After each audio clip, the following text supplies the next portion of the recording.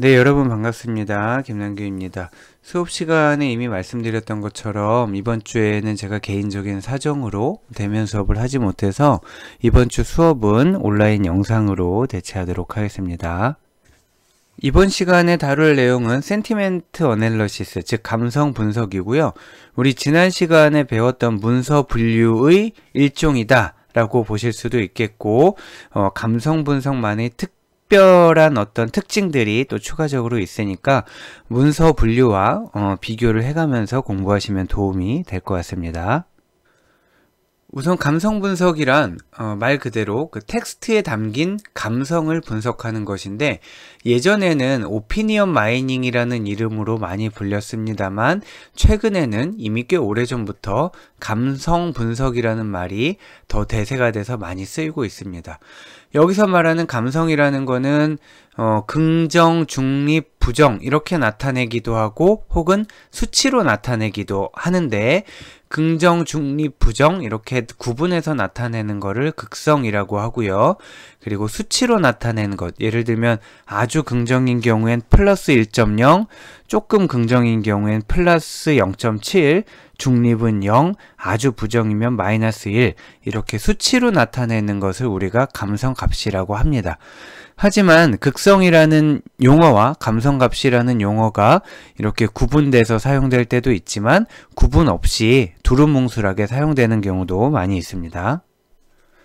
감성 분석의 대상이 되는 그 연구 단위 유닛 오브 어널리시스도 굉장히 다양하게 있는데, 가장 고전적이면서 일반적이고 또 우리가 이번 수업 시간에 다룰 내용은 문서 레벨의 분석이 되겠습니다. 즉 하나의 문서가 하나의 감성을 가지고 있다. 예를 들면 1월 1일자 뉴스 기사는 긍정이고 1월 2일자 어떤 뉴스 기사는 부정이고, 또 블로그에 실린 이 글은 긍정이고 다음 글은 부정이다. 이렇게 하나의 문서가 하나의 감성을 가지고 있다고 가정하는 분석이 문서 레벨의 감성 분석이 되겠고요.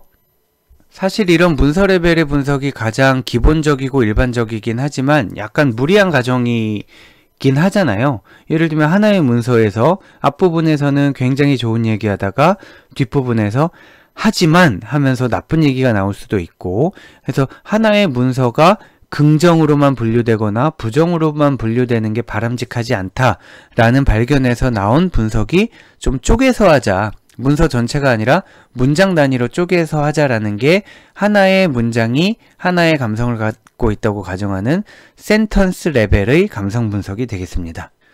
즉 이렇게 되면 하나의 문서 안에서 첫 문장은 긍정, 두 번째 문장은 중립, 세 번째 문장은 부정, 이런 식으로 분석이 이루어지게 되겠죠.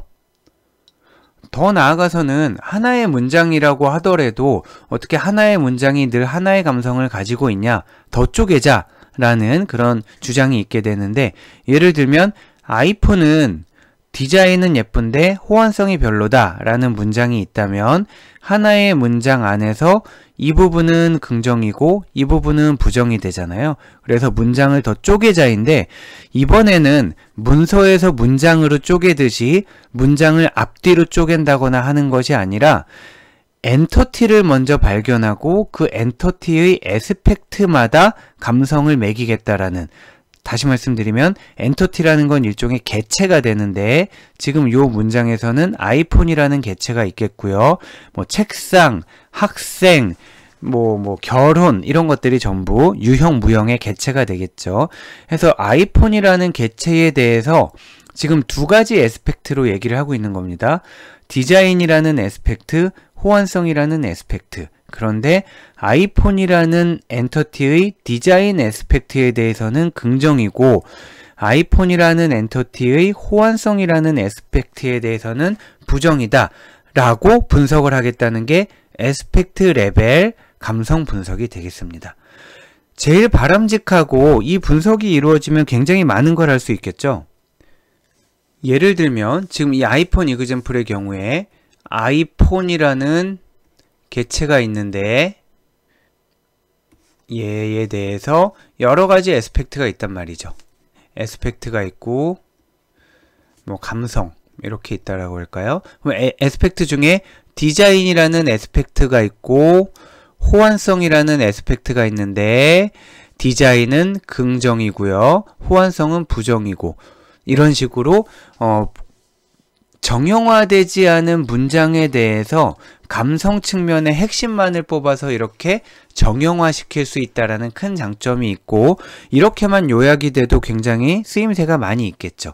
물론 굉장히 좋은데 하지만 에스펙트 레벨의 감성 분석을 하기 위해서는 해야 할 일들이 굉장히 많은데 가장 먼저 해야 될 게 엔터티 레코그니션이 되겠습니다. 즉 문장이 주어져 있을 때 이 문장에서 주요한 우리가 관심을 가질 만한 에스펙트가 무엇이 있느냐를 뽑아내는 것 자체가 하나의 굉장한 태스크가 되고요.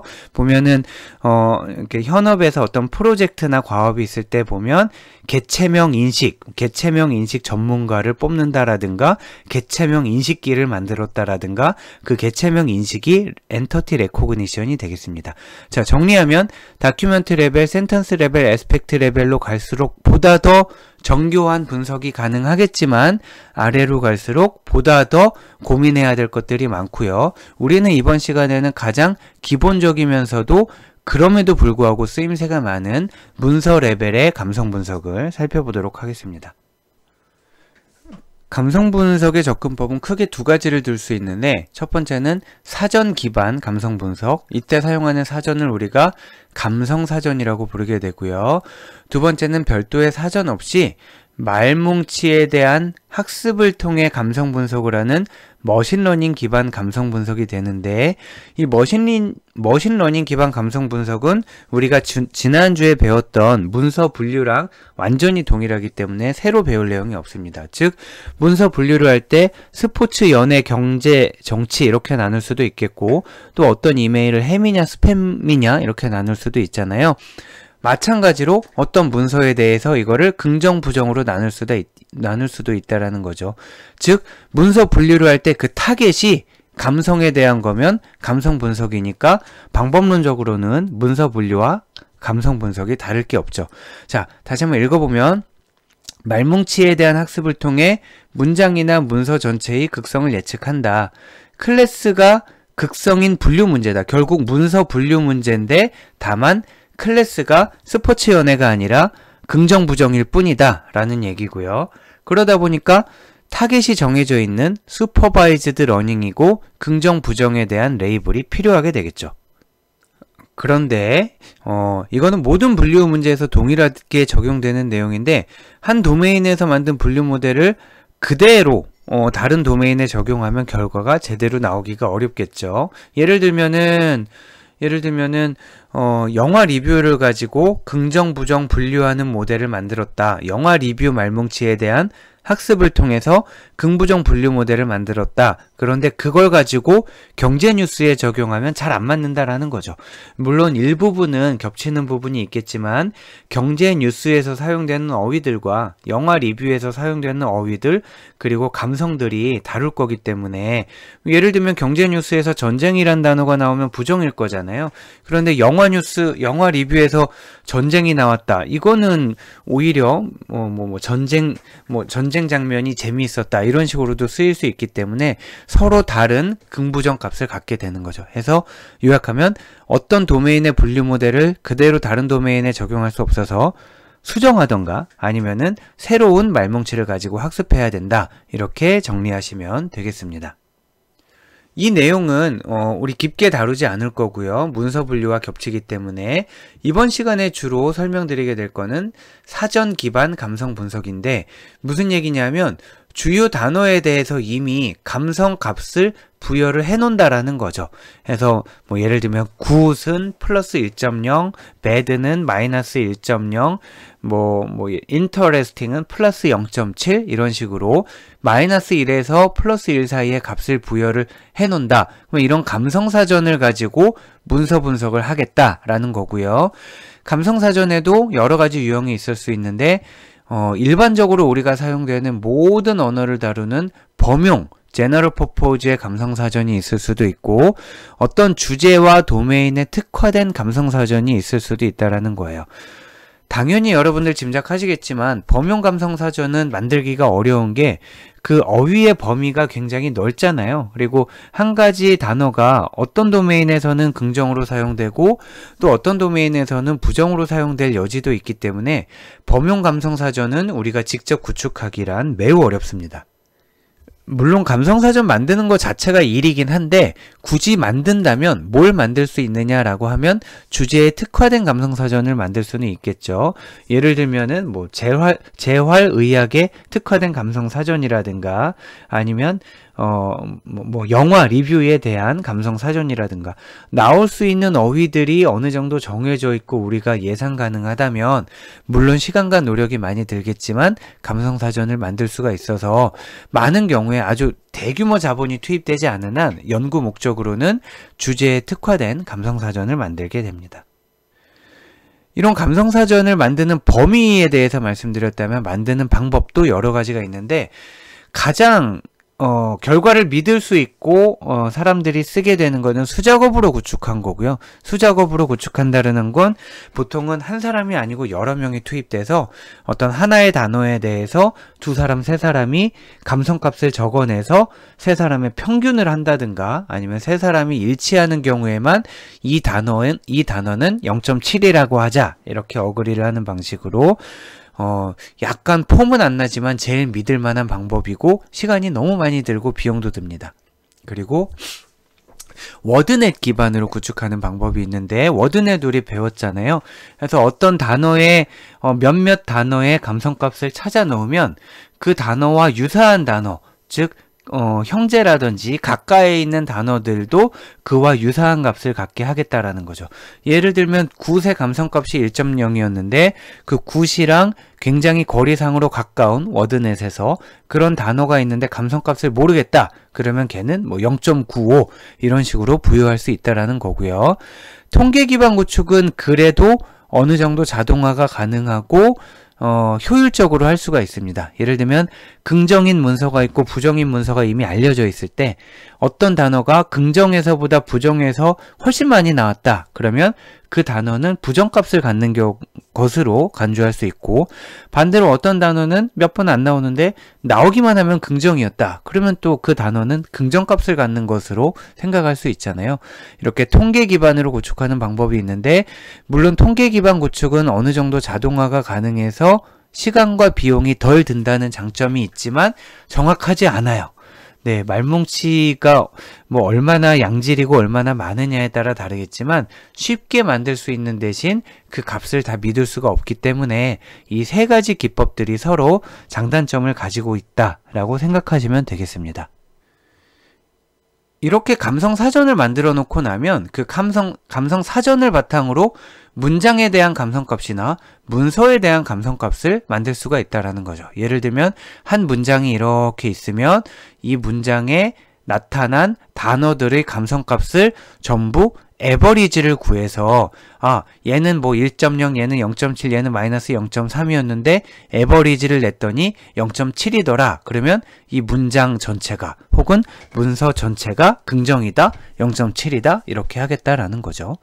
일반적으로는 에버리지를 많이 사용하게 되고요. 그리고 아주 특수한 경우 어떤 연구 목적으로 썸을 사용하기도 하겠고 또는 어떤 사전 지식이 있을 때 예를 들면 맨 앞에 나온 단어가 중요하다라든지 아니면은 어떤 특정 단어 뒤에 나온 단어가 중요하다라든지 아니면은 뭐 문서가 뭐 서론, 본론, 결론으로 나뉘어져 있어서 맨 앞에 서론부에 나오는 단어가 중요하다라든지 하게 되면은 각 단어마다 감성 사전에 있는 각 단어마다 감성값들이 있을 텐데 그 감성값들을 그대로 에버리지를 내는 게 아니라 위치나 어떤 로직에 따라서 가중치를 부여해서 웨이티드 에버리지를 구하는 방법도 있겠습니다. 자, 이렇게 감성값을 부여한 사전을 구축하고 그 사전을 바탕으로 문장이나 문서에 대해 감성값을 계산을 해내는 게 일반적인데 사실은 큰 한계가 있고 어려움이 있는 게 첫 번째는 사전 구축 비용이 많이 들고 부정문 등의 해석이 어렵다. 부정문의 해석이 어렵다라는 건 뭐냐 하면 해피라는 단어가 있어서 플러스 1.0을 줬는데 그 앞에 봤더니 not happy라고 돼 있었던 거예요. not이라는 단어가 있었다라는 거죠.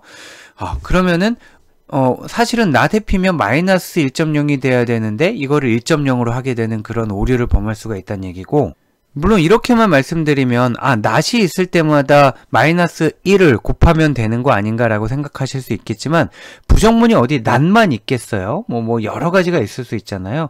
그리고 그 not이라는 게 not에 해당되는 게 그 단어 바로 앞에 있을 수도 있지만 한 6단어 앞에서 갑자기 6단어 앞에서 나오고 그 사이에 여러 단어가 끼어 있다라든가, 굉장히 그 not이라는 단어가 어디 걸리는지 이해하기 어려운 그런 상황이 있겠죠. 영어도 영어지만 한글은 더 어렵죠. 한글의 경우에는 이게 긍정인지 부정인지를 문장을 다 들어봐도 모를 경우가 많은데, 그 not에 해당되는 말이 아니다라든가 반대라든가 등등 그런 말이 어느 단어에 걸리는지 알기는 더더욱이 어렵단 말이에요. 그래서 이렇게 단순히 단어들의 감성값만을 가지고 에버리지를 내서 하는 분석은 분명히 한계가 있습니다. 그래서 이 한계가 있으니까 쓰지 말자라는 게 아니라, 이런 사전 구축 비용이라든가 부정문의 해석이 어렵다라는 한계가 있음에도 불구하고 여러 연구들이 시도되고 있고요. 해서 조금씩 개선된 여러 가지 아이디어들이 있는데, 우리는 이런 어려움이 있다라는 점만 이해하고 가장 기본적인 감성 사전 가지고 문서에 대한 극성을 예측하는 그런 기본적인 분석을 우리는 수업 시간에 하도록 하겠습니다. 감성 분석을 하기 위해서는, 특히 그 사전 기반으로 감성 분석을 하기 위해서는 그 감성 사전을 제공하는 여러 가지 라이브러리를 사용할 수 있어야 되겠는데, 굉장히 많이 있습니다. 우리 수업 시간에는 텍스트 블럭이라는 라이브러리를 사용하게 될 거고요. 이외에도 어핀, 베이더, 센티워드넷, LIWC 등 굉장히 많은 감성 분석 도구들, 즉 렉시콘들, 어휘들을 제공하는 여러 가지 도구가 존재하니까 한번 검색을 해보시면 좋을 것 같고요. 우리는 텍스트 블럭을 살펴볼 텐데, 텍스트 블럭은 감성 분석만 제공하는 것은 아니고 감성 분석을 포함해서 다양한 자연어 처리 기능들을 제공을 하고 있습니다. 그리고 감성 분석을 하고 나서 그 결과를 그 센티멘트의 속성으로 제시를 하는데, 예를 들어 이 링크를 한번 눌러보시면 텍스트 블럭이 사용하는 그런 어휘가 XML 형태로 제공되는데, 이런 식으로 제공된다라는 거죠. 여기 어휘들이 나와 있네요. 어휘들이 나와 있고, 그 어휘들의 아카데믹이란 단어를 볼까요?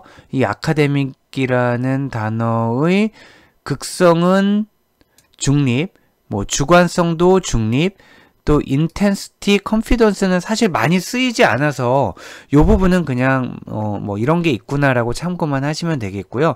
polarity랑 subjectivity만 보시면 되겠는데, 조금 더 설명을 드리면, 폴레러티가 극성, 우리가 지금 이번 시간에 제일 중요하게 사용해야 할 감성을 나타내는 값이 폴레러티가 되겠고요. 마이너스 1이면 완전 부정, 플러스 1이면 완전 긍정을 나타내게 됩니다. 그리고 서브젝티비티는 주관성을 나타내는 값인데, 이게 주관에 의해 판단되는 값이면은 완전 그렇다면 1이고요. 0이면은 객관적인 값이다 라고 보시면 되겠습니다. 아까 보여드렸던 이 XML 파일에서 제가 몇 개, 눈에 띄는 거 몇 개만 봤는데, angry다 그러면 안 좋은 느낌이잖아요. 그래서 주관성, 그 감성은 마이너스 0.5고요. angry인지 아닌지는 굉장히 주관적이다 해서 1.0이 됐습니다. 그리고 fast라는 거는 감성인데 그래도 약간 긍정이네요. 0.2라는 값을 갖고 완전 객관적이진 않지만 그래도 0.6이니까 1.0보단 낫잖아요. 그래서 fast라는 단어도 어느 정도는 주관성을 갖는다 라고 이해를 하시면 되겠습니다. 그래서 이외에도 여러 가지들이 존재한다 라고 말씀드렸고요. 우리는 이 텍스트 블럭을 이용해서 실습을 하겠습니다.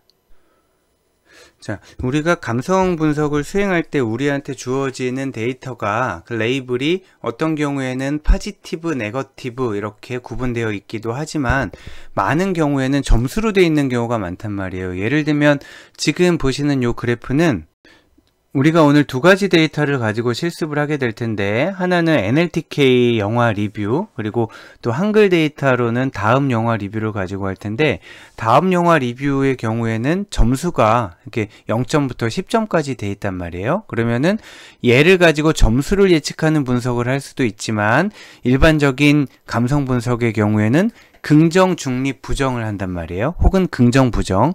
자, 그래서 0점에서 10점 사이의 데이터들이 있을 때, 평점이 있을 때 긍정, 부정을 나누는 거를 5점에서 나누게 된다면, 지금 보시면 아시겠지만 10점에 굉장히 많은 값들이 몰려 있잖아요. 일반적으로 저희가 어떤 그 리뷰를 쓴다든가 할 때 별점을 줘도 5점, 4점의 분포가 굉장히 높습니다. 네, 5점, 4점이 거의 뭐 90% 이상이 될 정도로 높아서 단순히 절반에서 긍정, 부정을 나누게 되면은 불균형 데이터셋, 아주 불균형 정도가 심한 그런 데이터셋이 된다라는 거죠. 자, 그래서 이 경우에 만약에 5점을 기준으로 4점이나 4.5나 5.5를 기준으로 나누게 된다 그러면 긍정이 어마어마하게 많고 부정이 적은 그런 불균형 데이터셋이 되기 때문에, 만약에 이 자체를 가지고 밸런싱을 맞추려고 한다 그러면은 이 분포를 확인하고 예를 들면 9점 이상이라든가 이런 식으로 끊어야 맞았겠죠. 지금은 그 이슈를 다루려는 거는 아니고, 만약에 5점을 기준으로 나눠서 긍정, 부정에 이렇게 불균형이 심할 때 단순히 정확도만 가지고, 우리가 제일 잘 아는 성능 지표가 accuracy, 정확도잖아요.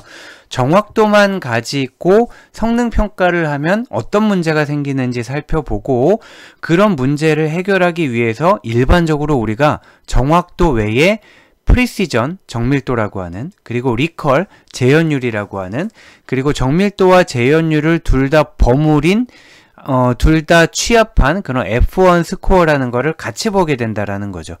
자, 사실은 지금 이 이슈는 감성 분석에 대한 이슈만은 아니고 일반적인 분류에서 늘 사용되는 이슈인데, 메저인데, 일반적인 분류 문제에서 꼭 문서 분류뿐만 아니고 모든 분류에서 accuracy와 F1 스코어는 두 개가 서로 보완적으로 사용되고 있습니다. 다만 지난주에 문서 분류 시간에 다루기에는 지난주 분량이 좀 많았기 때문에 이번 주에 다루고 있는 거고요. 지금 이제 보실 내용은 그 성능 평가 척도에 대한 내용은 일반적인 분류, 또 문서 분류, 그리고 감성 분석 모두 공통으로 적용되는 개념이다. 이렇게 보시면 되겠습니다. 자, 성능평가, 그 분류 문제의 성능평가에 사용되는 개념이 굉장히 많이 있는데, 그 굉장히 많은 개념들을 하나의 도표에서 설명하기 위해서 조금 복잡해 보이지만 이 표를 가지고 왔습니다.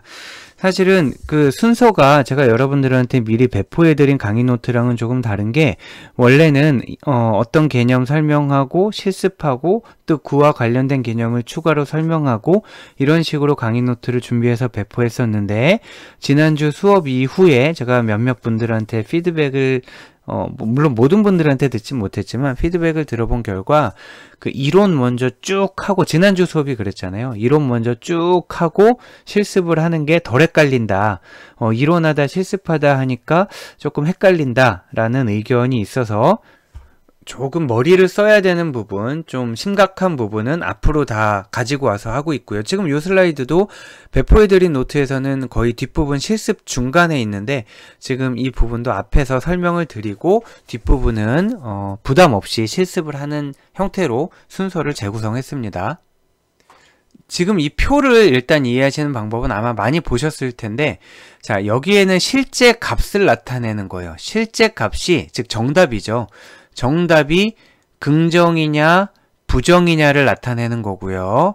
그리고 여기는 우리 모델이 예측한 부분을 나타내는 겁니다. 예측한 부분이 정답이냐, 포지티브냐, 네거티브냐를 나타내는 거죠. 예를 들면 긍정인 문서를 부정으로 우리가 잘못 예측했다면 여기에 해당되는 거예요. 실제 값이 긍정인데 예측이 부정이라고 그러면 틀렸겠죠. 또는 실제 값이 정답이 부정인데 우리가 긍정이라고 예측해도 그건 틀린 겁니다. 이 두 개는 틀린 거고 이쪽은 맞은 게 되는 거죠. 그래서 틀린 거 경우에는 타입 1 에러, 네거티브를 포지티브로 한 걸 타입 1 에러라고 하고요. 그리고 포지티브를 네거티브라고 한 거를 타입 2 에러라고 하게 됩니다. 일반적으로는 물론 타입 1 에러와 타입 2 에러를 모두 낮추는 게 좋지만 경우에 따라 다릅니다만 대부분의 경우에는 타입 2 에러를 낮추는 거를 목표로 하는 경우가 많죠. 예를 들면은 뭐 코로나, 양코론 뭐 더 심한 병이라고 해볼까요? 어떤 질병이 있는데 질병에 걸린 게 포지티브, 안 걸린 게 네거티브라고 했을 때 질병에 걸렸는데 진단을 음성이라고 하게 되면은 그 사람은 병이 있는데 모르는 채로 집에 가게 되는 거잖아요. 문제가 크다라는 거죠, 얘는. 거꾸로 여기는 병이 없는데 병이 있다라고 하게 되면 기분은 나쁘고 돈은 더 들겠지만 아주 위험한 상황은 아니라는 거예요. 또는 이게 도난카드가 맞는데 도난카드가 아니라고 하게 되면 계속 피해가 커질 거잖아요. 그러니까 얘를 줄여야 되는 거고, 도난카드가 아닌데 도난카드라고 예측을 하게 되면 불쾌하겠지만 큰 피해는 없게 되는 거죠. 그래서 단순히 타입 1 에러와 타입 2 에러 둘 다 두 개를 합쳐서 낮추는 것보다는 어플리케이션에 따라서 어느 쪽에 더 비중을 둘 거냐가 다르게 되고, 보통은 타입 2 에러를 보다 더 민감하게 받아들이게 됩니다. 자, 여기에서 용어들을 한번 정리를 하면 진양성, 뭐 이렇게 한글로는 잘 쓰지 않고 true positive, false positive, true negative, false negative 이렇게 있는데 뭐 이렇게 저마다 정리하는 방법이 있겠지만 저는 positive라는 말이 일단 있으면 우리 모델은 positive라고 예측을 했다라고 정리하고요. 네거티브라는 말이 있으면 우리 모델이 네거티브라고 예측을 했다라고 정리를 합니다.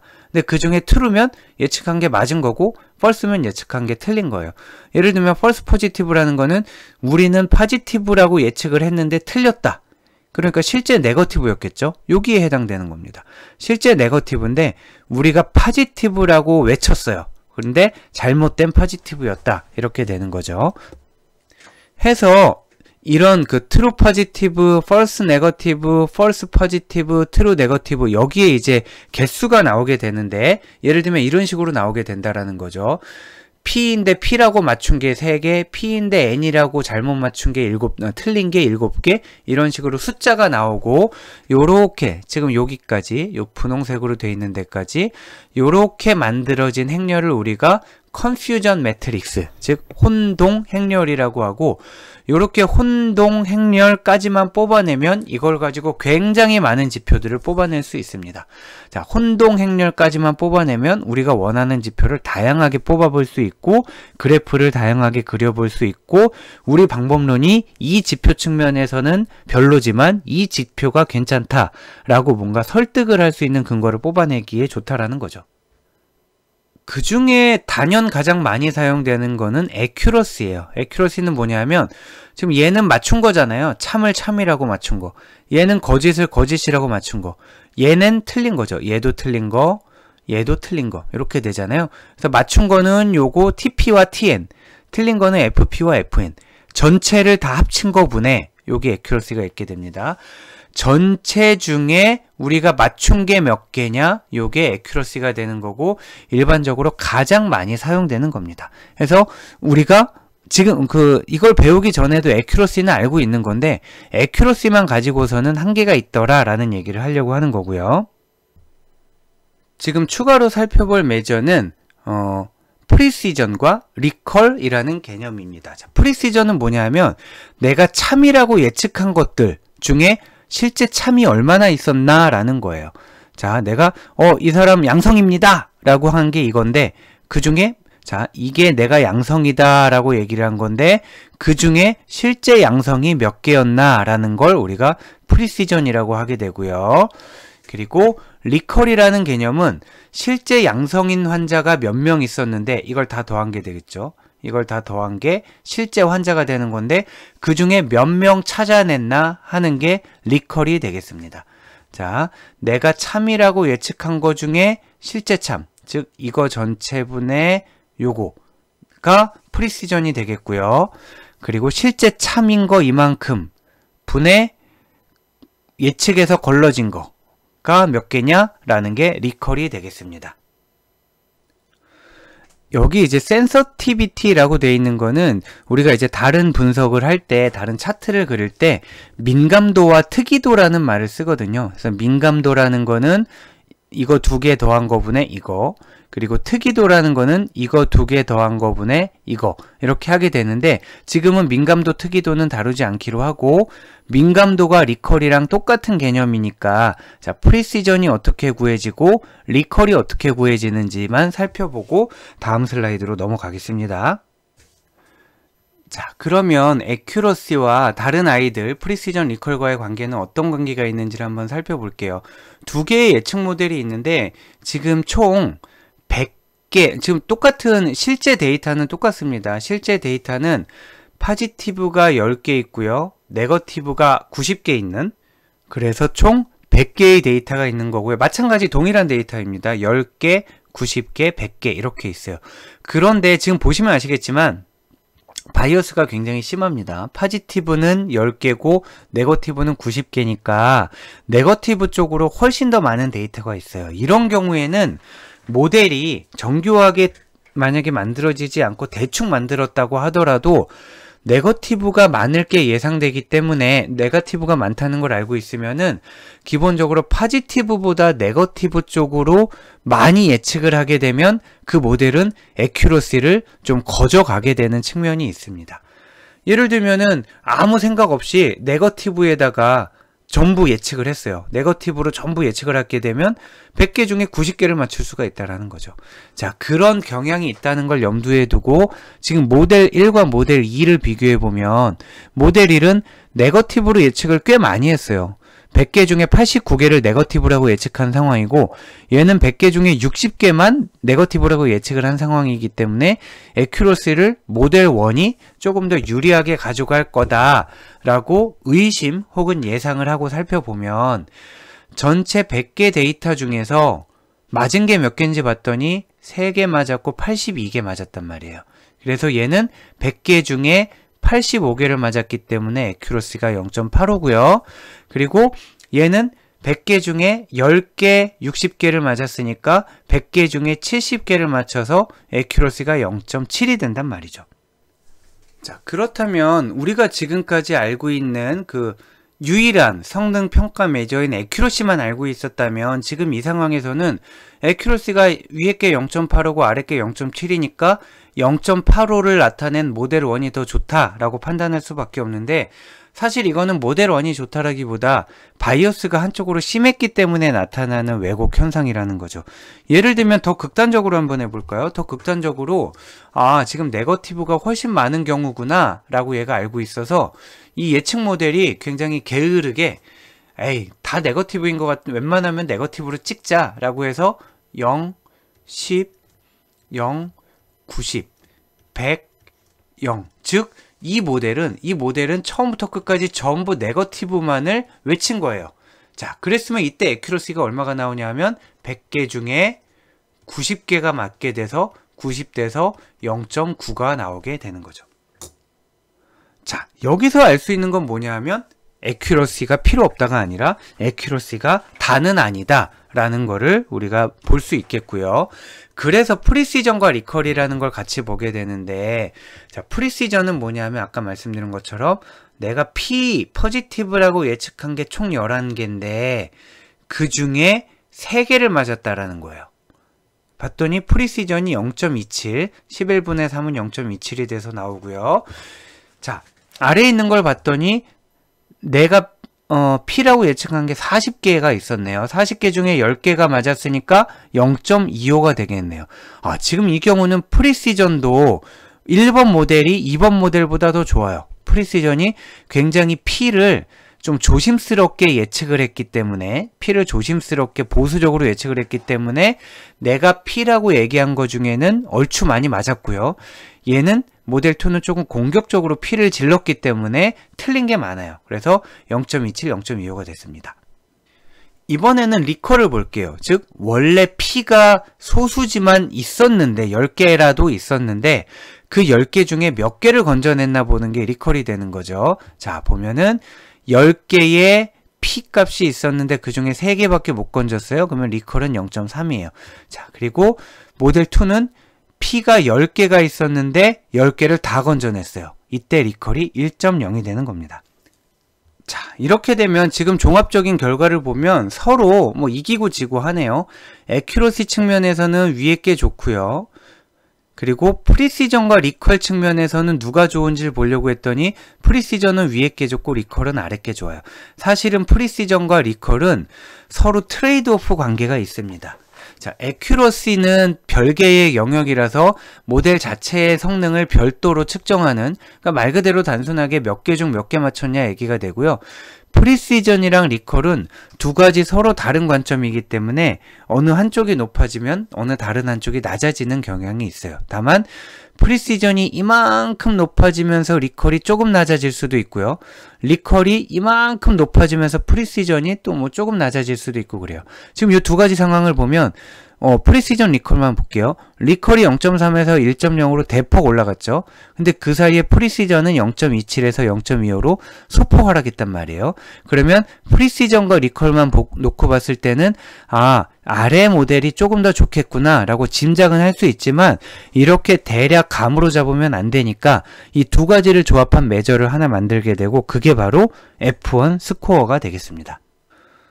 자, F1 스코어는 이 수식으로 만들어지게 되는데 이 수식을 설명드리기 전에 앞 페이지에서 봤던 프리시전과 리컬을 다른 그림으로 한 번 더 설명을 드리도록 할게요.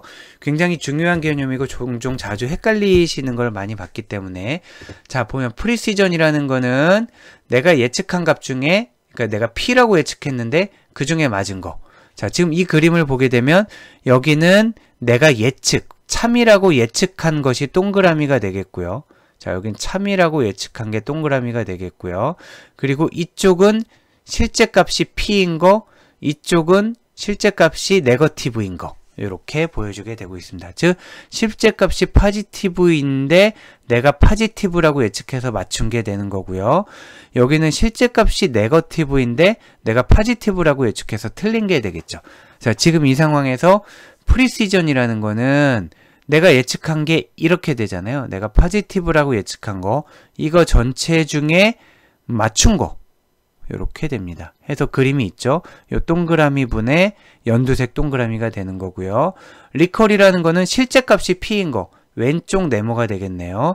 그 중에 맞춘 거, 요 연두색 동그라미, 즉 왼쪽 네모분의 연두색 동그라미. 아셔야 될 거는 분자는 둘 다 요 놈이 되겠습니다. 즉 우리가 관심이 있는 거는 실제 값도 포지티브면서 우리가 맞춘 거, 그게 분자에 오게 되고요. 분모가 누가 되느냐에 따라 프리시전이 되냐 리컬이 되냐 달라지죠. 그런데 프리시전과 리컬은 트레이드오프가 있다라고 했기 때문에 얘네 둘을 아울러서 하나의 값으로 나타낸 게 F1 스코어라는 거고요. F1 스코어는 정밀도와 재현율의 조화 평균이 되겠습니다. 우리 예전에 중학교 때 배운 거 생각해보면 산술 평균, 기하 평균, 조화 평균 이런 게 있단 말이에요. 네, 한번 옛날 얘기지만 기억을 되살려보면 만약에 산술 평균이다 하게 되면 A와 B의 산술 평균이다 그러면 A 더하기 B를 2로 나누는 게 산술 평균이 되겠고요. 그리고 기하 평균은 A하고 B를 곱한 거에 루트를 씌운 게 기하 평균이 되는 거고요. 조합 평균은 2AB를 A 더하기 B로 나누게 되는 거죠. 자, 지금 우리가 보려고 하는 거는 프리시전과 리컬의 조합 평균을 구하는 거니까 요 식을 떠올려 보면 2 곱하기 프리시전 곱하기 리컬 해서 프리시전 더하기 리컬 이렇게 나누게 되면 프리시전과 리컬을 동시에 고려했을 때 가장 최적인 점이 어디냐라고 해서 F1 스코어를 찾게 되고 일반적으로 그래서 프리시전 리컬을 따로 보는 것보다는 F1 스코어와 애큐러시를 동시에 고려해서 좋은 모델을 선정하게 됩니다. 자, 그렇다면 아까 그 비슷한 이그젬플을 한번 다시 풀어보는데 이번에는 F1 스코어를 한번 따져보자 라는 거예요. 아까 풀었던 이그젬플에서 지금 애큐러시는 논외로 하고 프리시전과 리컬만 다시 한번 써봤어요. 프리시전을 0.27, 리컬을 0.3 그리고 프리시전을 0.25, 리컬을 1.0 이렇게 돼 있을 때 과연 양쪽 모델의 F1 스코어는 어떻게 될까요? 자, 한번 식을 써보면 왼쪽 모델은 0.27 더하기 0.3분의 2 곱하기 0.27 곱하기 0.3이 될 거고요. 아래 거는 저 오른쪽 거는 0.25 더하기 1.0분의 2 곱하기 0.25 곱하기 1.0이 되겠네요. 자, 이렇게 됐을 때 지금 우리가 구한 값은 F1 스코어를 구한 거고요. 이랬을 때 어느 쪽이 더 큰지는 여러분이 한번 계산을 해보시면 되겠습니다. 자, 한번 계산을 해보시고 그 밑에 있는 것도 비슷한 문제인데 한번 여러분 풀어보실까요? 밑에 있는 거 문제만 설명을 한번 해보고 제가 뭐 답을 말씀드리진 않을 텐데 종종 제가 그 종합시험이나 이럴 때 기출을 하는 문제니까 한번 각자 풀어보세요. 어떤 시스템에 총 10,000건의 논문이 저장되어 있어요. 이 10,000건이라는 건 그럼 얘를 얘기하겠네요. 10,000건의 논문이 저장되어 있는데 이들 중 1,000건이 데이터 과학을 다루고 있어요. 즉 우리의 관심은 데이터 과학을 다루고 있는 책 1,000건이 있고 그렇지 않은 책 9,000건이 있다는 얘기죠. 즉 실제 값이 P인 거 여기가 1,000건이 되겠고 P가 아닌 거 여기가 9,000건이 되겠는 거예요. 자, 근데 어떤 알고리즘을 통해서 우리가 데이터 과학 논문을 검색을 했어요.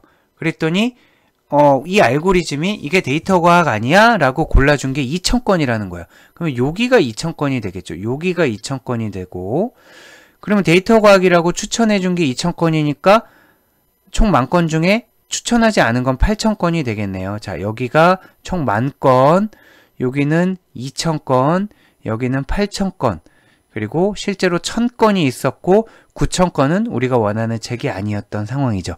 그 중에서 실제로 데이터 과학을 다루고 있는 거, 즉 실제 데이터 과학인데 우리가 찾아낸 거, 그게 500건. 여기 이제 결과로 검색된 거 중에 실제인 정답을 얘기하는 거니까 여기가 500건이 되는 거예요. 그럼 여기 값을 알았으니까 나머지도 다 채울 수 있고 그때 accuracy, precision, recall 구할 수 있고 프리시전 리컬을 구할 수 있으니까 F1 스코어도 구할 수가 있겠네요. 자, 여기까지 이론적인 내용을 마치겠습니다. 제가 수업할 때보다는 조금 빠르게 진행을 했는데 이게 영상이다 보니까 여러분들이 속도를 조절하거나 중간에 퍼오즈를 써서 좀 생각도 하시고 메모도 하실 수가 있잖아요. 그래서 제가 유튜브 영상으로 하게 되면 대부분 다 1.75배속으로 들으신다는 얘기를 제가 알고 있기 때문에 제가 조금 설명을 빨리 했으니까 여러분 상황에 맞춰서 속도 조절을 하시면 되겠습니다. 자, 이번에는 실습으로 넘어가서 사전 기반 감성 분석 실습을 먼저 해볼 텐데 우리가 사용하고자 하는 데이터는 NLTK에서 제공하는 영화 리뷰, 즉 영화 2,000개에 대해서 리뷰를 제공하고 있고요.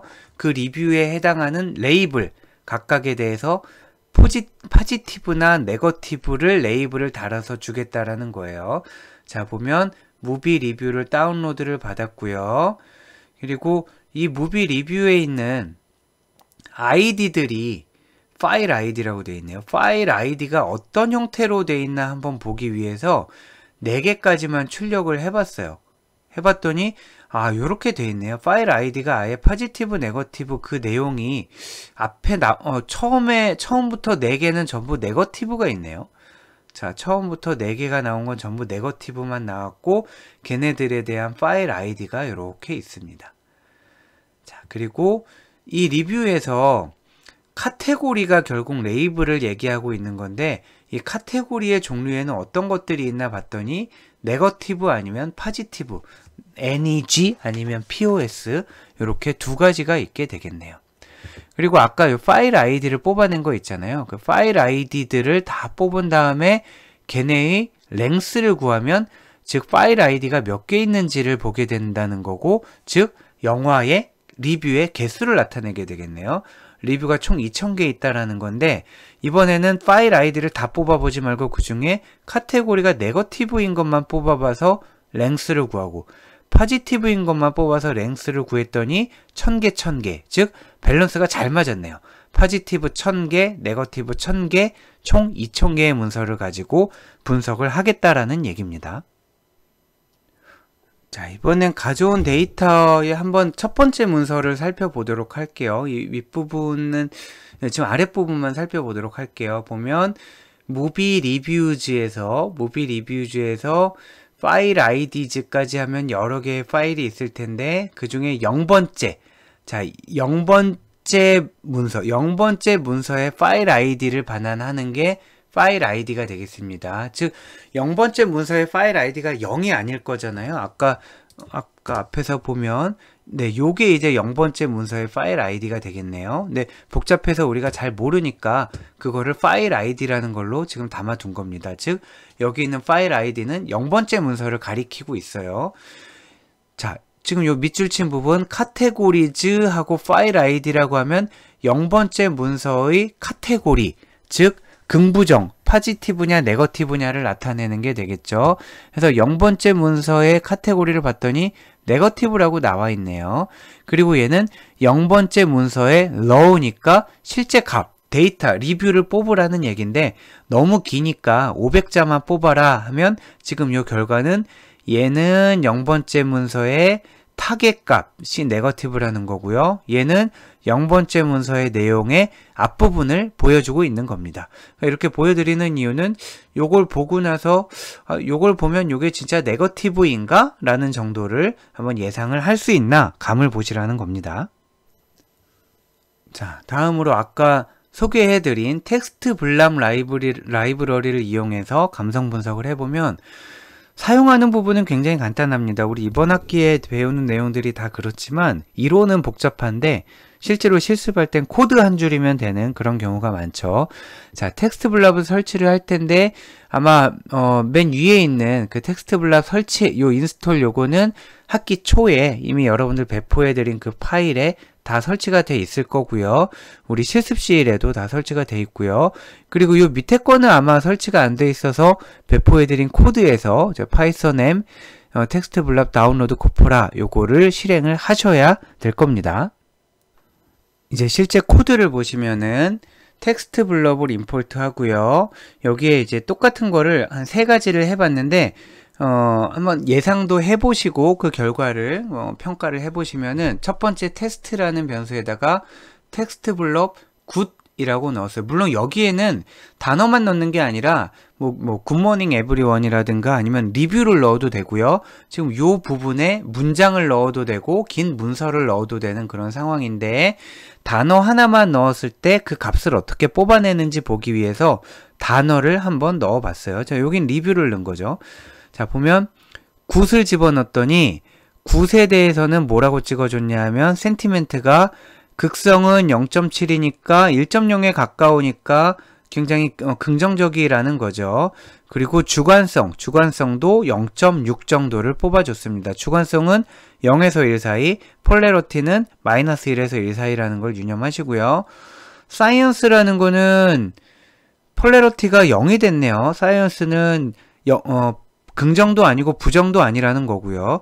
그리고 subjectivity가 0이네요. 그러니까 완전 객관적인 단어라는 뜻이네요. 자, 그리고 영화 리뷰 0번째 리뷰, 아까 봤던 요 0번째 리뷰 있잖아요. 얘가 이제 네거티브로 나와야 되는 앤데 정답이 네거티브잖아요. 이 영화 리뷰는 정답이 네거티브인데 걔에 대해서 얘가 뭐라고 평가하고 있나 봤더니 폴레러티가 0.06이면은 중립이라고 거의 봐야 되겠네요. 네, 얘는 네거티브로 표현하지 않고 0.06으로 판단을 했고요. 주관성은 0.5면은 한 중간 정도. 자, 지금 요 텍스트 블럭에서는 요 오타가 났네요. 자, 텍스트 블럭에서는 주관성도 보여주지만 지금 여기까지만 주관성을 참고하고 앞으로는 폴레러티 위주로 생각을 하시면 되겠습니다. 자, 폴레러티가 굿은 긍정으로 나왔고, 그리고 사이언스는 중립으로 나왔고, 그리고 우리가 이제 관심 있는 리뷰는 원래 정답은 그 네거티브였는데 거의 중립으로 나온 이런 상황이 되겠습니다. 그럼 지금 만약에 0을 기준으로 나눈다라고 하면 얘는 0을 기준으로 하면 파지티브가 되니까 정답이 네거티브인데 파지티브라고 예측을 하게 되는 거잖아요. 그럼 틀린 거죠.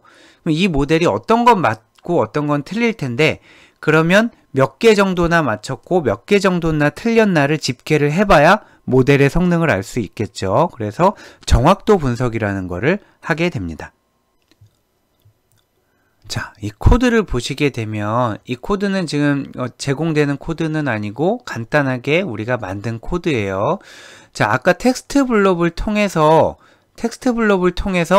문서를 집어넣으면 값이 나왔었잖아요.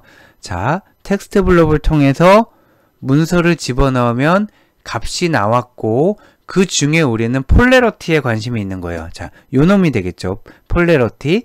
자, 텍스트를 집어넣었더니 0.7이 나오고 0.0이 나오고 0.06이 나옴.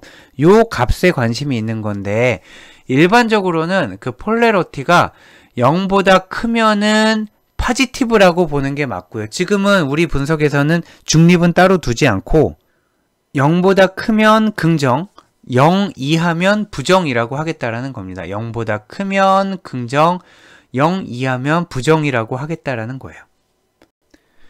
그렇게 해서 정확도를 우리가 구현한다고 하면 구현도 할 수 있겠죠. 원래 있었던 정답에 있는 카테고리들이 있잖아요. 원래 있었던 정답의 카테고리랑 우리가 예측한 값이랑 맞았으면 뭐 어떻게 하고 틀렸으면 어떻게 하고 할 수가 있겠죠. 근데 그런 공용적이고 중요한 기능은 이미 구현이 돼 있어서 사이킨런에 있는 Accuracy Score라는 라이브러리를 가져와서 함수를 호출을 하면 Accuracy Score하고 뭘 보내냐 하면 정답의 묶음들, 뭐 네거티브, 포지티브 이런 것들이 잔뜩 들어있겠죠. 그리고 텍스트 리뷰들을 우리가 텍스트 블럭으로 예측한 결과를 보낸다라는 거예요. 자, 리뷰들에 대해서 텍스트 블럭으로 예측한 결과와 실제 정답을 보내서 몇 개나 맞았나 평가를 해봤더니 감성 분석 정확도가 0.6이 나왔습니다. 0.6이 나왔으면은 별로 안 좋은 거죠. 왜냐하면은 둘 중에 하나 맞추는 건데 포지티브, 네거티브 반반이니까 그냥 찍어도 50%잖아요. 그냥 찍어도 50%인데 거기에서 60%가 나왔다라는 건 그렇게 좋은 상태는 아닙니다. 자, 그런데 과연 우리가 아까 0을 기준으로 감성을 나누는 것이 과연 맞았을까? 물론 이것도 여러 가지 반복적인 연산을 통해서 최적의 스레시홀드가 얼마였는지를 찾아낼 수 있겠지만 우리 방금 아까 했던 게 저는 좀 기억에 남네요. 0.06이었는데 얘를 네거티브로 해줬으면 좋을 텐데 포지티브로 했었잖아요. 요것만 한번 바꿔볼까요? 스레시홀드를 0.1로 바꿔볼까요? 자, 즉 0.1을 넘어가는 거를 긍정으로 하게 되면 아까 0.6이었는데 얼마가 될까? 정확도가 0을 기준으로 하지 않고 0.1을 기준으로 했더니 정확도가 확 올라갔네요. 요 부근에서 틀린 것들이 많았다란 얘기겠죠. 한 0.2까지 해볼까요? 지금 0.746이었는데 얼마가 되나 볼까요? 지금 이건 큰 의미는 없습니다만 한번 어떻게 확 떨어졌네요. 그러니까 아까 그 0.1 언저리 어디엔가가 최적이 되는 그런 값이 있었을 것 같고요. 저는 다시 원상복귀를 해두도록 하겠습니다. 자, 원상복귀를 해두도록 하고요. 자, 지금 보시는 바와 같이 무조건 0에서 나누는 게 최고는 아니다 라고 생각을 하시면 되겠습니다. 자, 지금 보신 이그젬플은 텍스트블랍이라는 라이브러리 그리고 그 텍스트블랍에서 제공하는 그 감성 사전을 이용해서 각 단어들의 감성값을 집계해서 감성 분류를 수행하는 그런 이그젬플을 해본 거고요. 다음은 사전 기반은 이제 마치고 머신러닝 기반으로 넘어갈 텐데 머신러닝 기반은 아까 서두에 여러 번 말씀드린 것처럼 우리 지난주에 공부했던 문서 분류랑 완전히 동일한 내용입니다. 자, 그래서 자세한 설명보다는 간단하게 한번 리뷰 분석을 했을 때 정확도가 얼마나 나오는지를 살펴보는 순서로 실습을 하게 될 거고요. 앞에서는 NLTK 영어로 된 리뷰를 해보고 뒤에서는 한글로 된 다음 리뷰를 분석해 보도록 하겠습니다. 자, NLTK 리뷰의 경우에 지금 우리 앞에서 지금 계속 실습하고 있던 리뷰잖아요. 그런데 이번에는 트레이닝과 테스트가 별도로 구분되어 있지 않았죠. 자, 트레이닝과 테스트가 별도로 구분되어 있지 않고 그냥 한꺼번에 2000개를 받았었단 말이에요. 그래서 2000개 받은 문서를 머신러닝 기반으로 한다라고 하는 거는 트레이닝과 테스트를 나눠서 이제 평가를 반드시 해야 된다라는 걸 당연히 알고 계실 테니까 자, 인위적으로 쪼개는 함수가 train test split이라는 함수였고요. 그리고 여기에 들어갈 게 x값, 즉 리뷰를 가지고 y값, 카테고리, 긍정, 부정을 얘기하는 거죠. 리뷰를 가지고 긍부정을 예측해라 라는 건데, 해서 테스트의 비율을 0.25, 만약에 디폴트로 했다면은 0.25가 됐을 텐데, 인위적으로 우리가 0.2라고 줬다는 얘기는 트레이닝 셋의 80%, 그리고 테스트 셋의, 여기 x 트레인, y 트레인의 80%, 그리고 x 테스트, y 테스트의 20% 이렇게 분할을 하라는 얘기고요. 실제로 분할된 결과를 봤더니 1600대 400 이렇게 분할이 됐네요. 그러면 4대 1의 비율로 80대 20의 비율로 분할이 된 것을 확인할 수 있습니다. 자, 그런 다음 이렇게 분할된 데이터셋을 가지고 분류기를 만들 텐데, 분류기 역시 우리 지난주에 사용했던 그대로 나이브 베이즈 모형을 사용할 거고요. 구체적으로는 멀티노미얼 나이브 베이지안 모델을 불러와서 사용하게 되겠습니다. 일단 트레인셋을 가지고 사실 이게 둘로 나눠도 되고 그냥 fit하고 트랜스폼을 동시에 해도 된다라고 말씀드렸잖아요. 근데 지금 요 이그젬플에서는 트레인을 가지고 fit을 먼저 하고요. 즉 특성 집합을 만든다는 얘기죠. 자, 트레인 셋을 가지고 특성 집합을 만들고 그 다음 그 특성 집합 만든 거에 대해서 트랜스폼, 즉 특성 벡터를 추출한다는 얘기입니다. 자, 여기까지 요 두 줄을 합쳐서 트레인 셋에 대해서 특성 벡터를 만들어내는 부분이 되겠고요. 그 다음 동일한 거를 테스트 셋에 대해서는 fit은 하지 않고 트랜스폼을 한다고 했잖아요.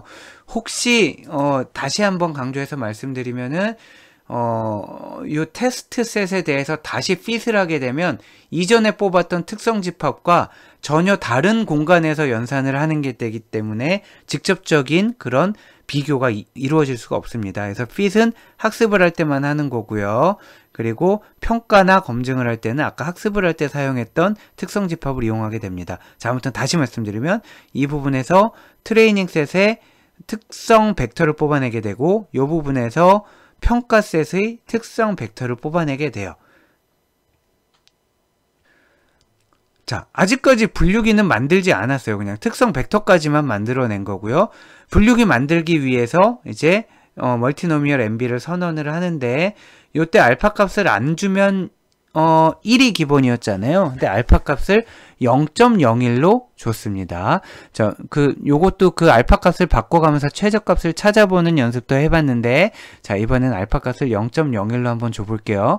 알파 값을 0.01로 주겠다라고까지 선언만 하고 실제 분류기 학습은 요 부분에서 이루어지는 거죠.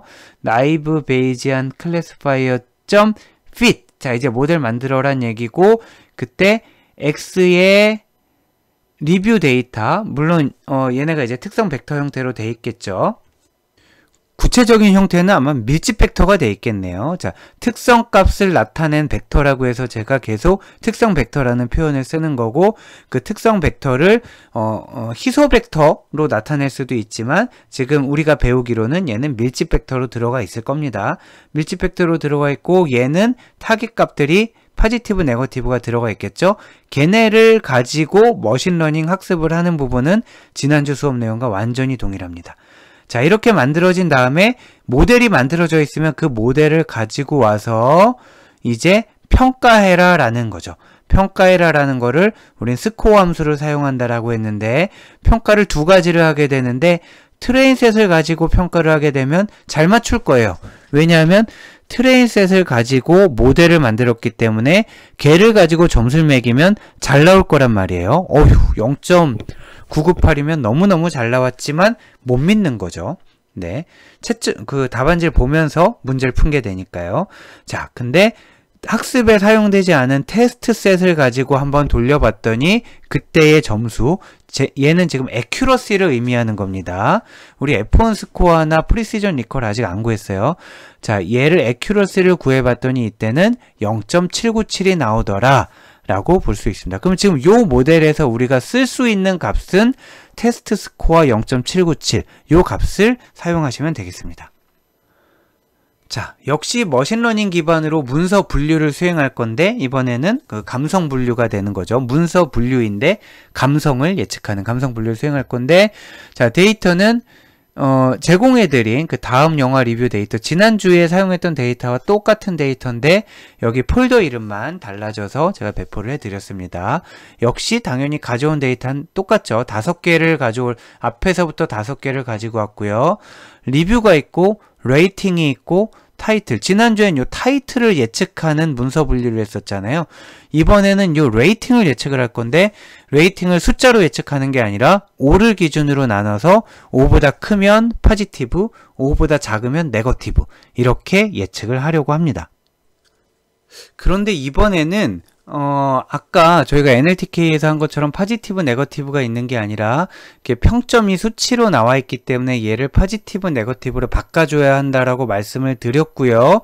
그리고 아까 이론 부분에서도 보여드렸던 그림이지만 평점의 분포가 다르잖아요.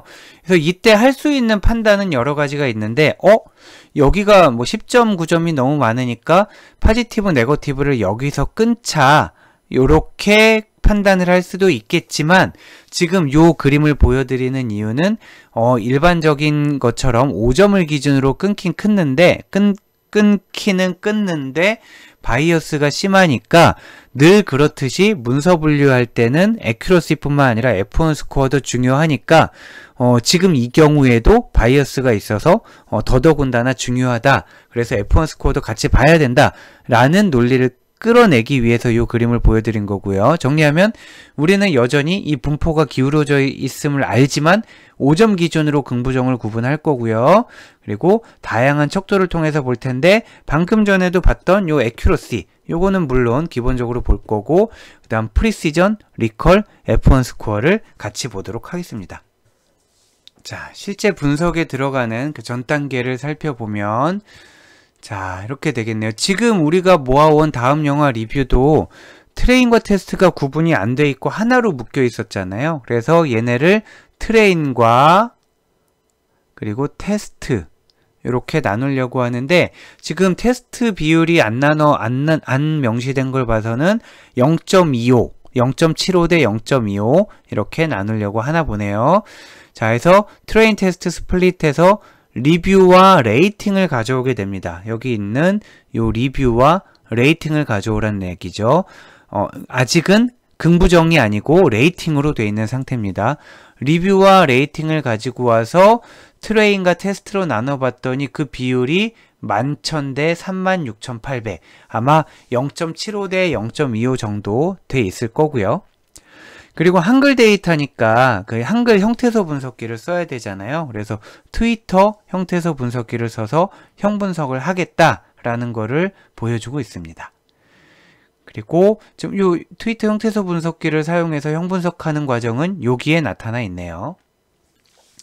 그리고 모든 품사를 사용할 수도 있고 명사만 사용하는 실습도 우리 해봤었잖아요. 근데 이번에는 감성 분석이니까 당연히 형용사가 매우 중요합니다. 그렇다고 형용사만 쓰는 게 아니라 일반적으로 주요 품사라고 우리가 얘기를 할 때는 늘 얘네가 붙어 다녀요. 명사, 동사, 형용사. 자, 감성 분석을 할 때 초창기에는 형용사만 넣는 게 맞냐, 뭐 명사도 넣어야 되냐, 뭐 등등이 있었는데 기본적으로 얘네가 영향을 안 주면 안 주는 거고 줄만한 요인들이 분명히 있다라는 거죠. 예를 들면 형용사부터 보면 뭐 해피가 있고 언해피가 있고 굿, 배드 이런 식으로 있잖아요. 형용사엔 당연히 감정이 들어 있겠죠. 명사에도 긍부정이 있을까요? 뭐 생각해 보면 뭐 명사에 뭐가 있을까요? 뭐 birthday 생일이면 좋을 것 같고요. 만약에 뭐 death다 뭐 이러면 나쁠 것 같잖아요. 아무튼 명사 자체에도 긍부정이 있다는 얘기죠. 동사도 마찬가지죠. 동사도 뭐가 있을까요? 뭐 invite 초대하다 이런 거 왠지 좀 좋은 느낌일 것 같고요. 아니면 무슨 뭐 cheat 사기치다, 뭐 hide 숨다 이런 건 좀 안 좋은 느낌일 것 같잖아요. 해서 명사 동사에도 어느 정도의 감정이 들어있다라고 해서 명사 동사 형용사를 주요 품사로 사용하게 됩니다. 해서 명사, 동사, 형용사, 품사를 가진 애들, 뭐 형분석은 아까 그 OKT를 사용한다고 했고요. 걔네들을 가지고 우리가 특성 집합을 뽑아낼 건데 이번에는 네, fit 트랜스폼을 동시에 했네요. 상관없죠. fit 따로 하고 트랜스폼 다시 해도 되고요. 어차피 트레인 데이터에 대해서 fit 하고 트랜스폼 할 거기 때문에 fit and 트랜스폼을 같이 했습니다. 즉 특성 집합을 만들어내면서 특성 벡터를 뽑아냈고요. 그리고 동일하게 동일한 특성 집합에 대해서 테스트 셋에 대해서 특성 벡터를 뽑아낸 것까지 했습니다. 아직 분류기는 만들지 않았고요. 이제 여기까지 예상을 하셔야 되는 거는 전체 흐름에서 기본적인 전처리하고 뭐 형태수 분석하고 특성 집합 만들고 특성 벡터를 뽑았네. 그러면 뒤에 남을 일들을 예상을 하실 수가 있어야 됩니다. 분류기 만들겠죠. 분류기 만들고 그걸 가지고 스코어링을 하겠죠. 해서 그러니까 평가를 하겠다는 얘기죠. 해서 뭐 누가 더 뭐 정확도가 얼마나 나왔고 이런 점수를 보게 될 겁니다.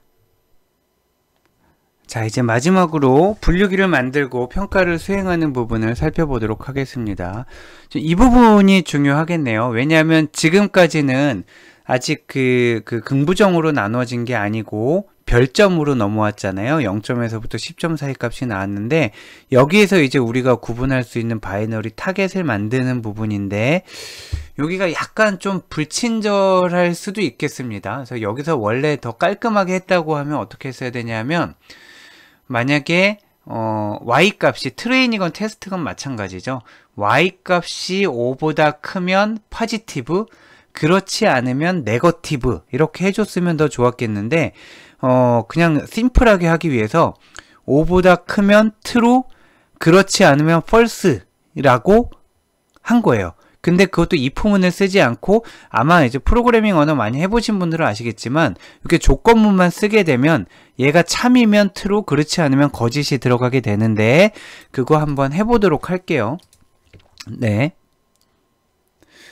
어려운 내용은 아닙니다만 또 혹시 처음 보시는 분들도 계실지 모르니까 여기서 만약에 이게 참이면 true라고 찍고 거짓이면 false라고 찍어라 뭐 이렇게 하지 않아도 뭐가 있을까요? 5가 3보다 크다. 그냥 이렇게만 쓴 거예요. 5가 3보다 크다 그러면은 얘는 참이다 라고 나오게 되고요. 만약 5가 30보다 크다 그러면 거짓이잖아요. 그러면 실행하면 거짓이라고 나오게 됩니다. 얘를 이용해서 하게 되니까 요 안에는 어떤 값들이 들어가게 되냐면 y트레인 별점값이 5보다 큰 애들에 대해서는 전부 true 들어갈 거고요. 그렇지 않은 애들은 false 들어가게 될 거예요. 그 증거로 한번 여기서 5보다 크면 true, 그렇지 않으면 false를 돌리고 나서 한번 어떤 값들이 들어있나 한번 볼까요? 다 수행이 됐다면 자, 뭐 트레인 테스트 똑같은데 한번 트레인에 대해서 찍어 볼게요. 얘 값에 뭐가 들어가 있는지를 보면 각 아이디들이 있고 여기 true, false가 잔뜩 들어가 있다라는 거죠. 그러면 true, false가 요 y 값에 트레인도 그렇고 테스트도 그렇고 true, false가 쭉 들어가 있는 상태에서 얘를 가지고 모델을 만들게 되니까 자, 다시 파워포인트로 넘어와서 보면 자, 여기에 true, false가 잔뜩 들어있다고 그랬잖아요. 그래서 true, false가 들어있는 걸 가지고 분류기에 집어넣겠다라는 거죠. 자, 분류기 선언할 때 알파는 0.01로 선언을 했고요. 여기에는 리뷰가 들어있겠죠. 리뷰가 그 특성 벡터 형태로 들어있을 거고 여기에는 타겟이 긍부정이 아니라 그냥 true, false가 들어가 있을 거예요. 근데 우리가 알고 있는 거죠. 5점 이상을 true라고 했으니까 true가 긍정이겠구나. 5점 초과였죠. 그리고 5점 이하는 false라고 했으니까 false가 네거티브를 의미하는 거구나를 우리만 알고 있으면 되는 겁니다. 자, 그 상황에서 모델 학습이 끝났어요. 자, 그 상황에서 모델 학습이 끝난 다음에 한번 맞았나 틀렸나를 한번 해보겠다라는 거예요. 자, 맞았나 틀렸나를 해보는데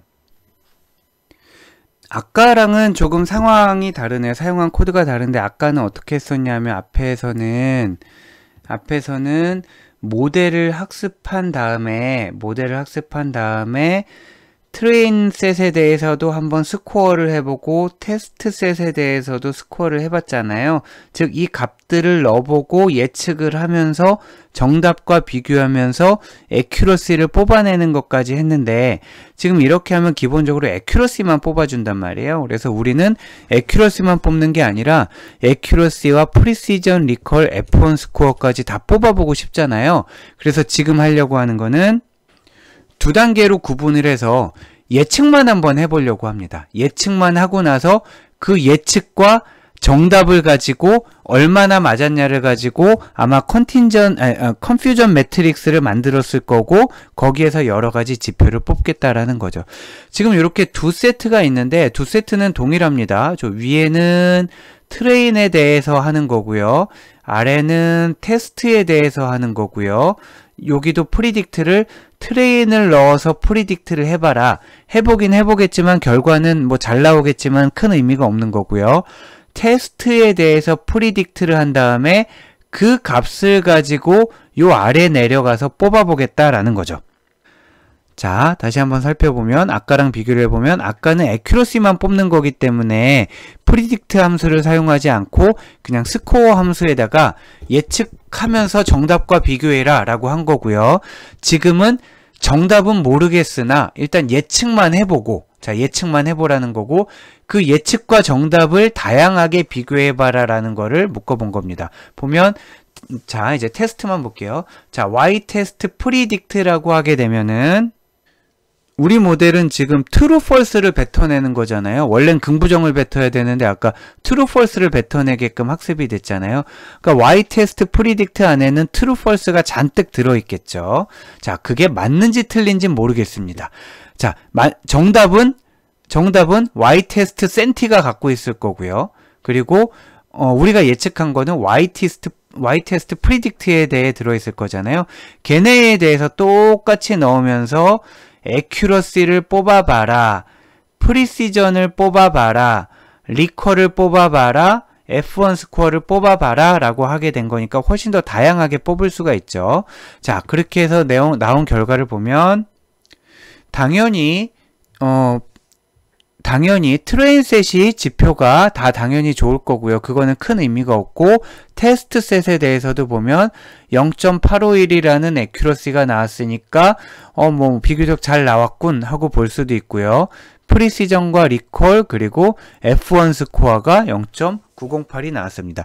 주의하셔야 될 게 애큐러시랑 F1 스코어는 서로 비교 대상이 아니에요. 애큐러시보다 F1 스코어가 높다 이런 거는 말이 안 되는 얘기고요. 여러 모델을 비교할 때 A 모델의 애큐러시와 B 모델의 애큐러시를 비교해야 되고 그리고 A 모델의 F1 스코어와 B 모델의 F1 스코어를 비교해야 되는 겁니다. 자, 이렇게 해서 지금 요 실습에 대해서 애큐러시뿐만 아니라 F1 스코어도 뽑아냈고 이런 걸 종합적으로 고려해야 된다 라고 마치도록 하고요. 혹시 아까 앞에 있는 이그젬플이랑 지금 요 이그젬플의 약간의 차이가 보다 궁금하시면 간단한 실습 한번 해볼게요. 자, 예를 들면 지금은 우리 여기 프리딕트에서 테스트를 가지고 해볼까요? 프리딕트에서 예측만 하고 나서 여기에서 뽑아봤잖아요. 애큐러시를 또 이렇게 뽑았죠. 근데 우리 아까는 어떻게 뽑았냐 하면 아까 애큐러시를 어떻게 뽑았냐 하면 네, 요렇게 뽑았습니다. 이렇게 스코어를 하면서 곧바로 뽑았는데 요렇게 한번 새로 만들어 볼게요. 요걸 그대로 가져와서 즉 프리딕트하고 애큐러시 뽑는 거 말고 아까 했던 방식으로 하는데 얘를 일단 학습을 다시 한번 해보고요. 자, 새로 학습을 수행을 했고요. 그런데 얘는 지금 입력값과 타겟값이 ytest가 아니라 ytest 센티였잖아요.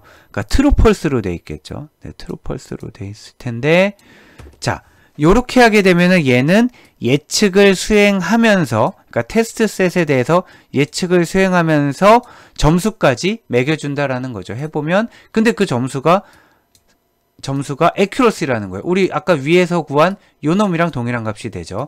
자, 그래서 accuracy만 구할 거면은 이렇게 스코어 함수를 쓰면 되겠고, 그게 아니라 다양한 지표를 뽑아 보려면 프리시전 먼저 하고 걔를 가지고 또 다양한 함수로 연결을 해서 이렇게 만들어주면 되겠습니다. 자, 이렇게 해서 센티멘트 어널리시스에 대한 이론과 실습 수업을 마치도록 하겠습니다. 자, 다시 한번 제 개인 사정으로 인해서 이번 주 수업을 온라인 영상으로 진행하게 된 거 다시 한번 양해해 주시기 바라고요. 자, 온라인 수업에 또 장점이 있잖아요. 계속 또 반복해서 들으시고 잠깐 멈췄다 들으시고 하면서 이번 주 수업도 잘 학습하도록 하시고 다음 주에는 다시 대면으로 만나 뵙도록 하겠습니다. 네, 수고 많으셨습니다.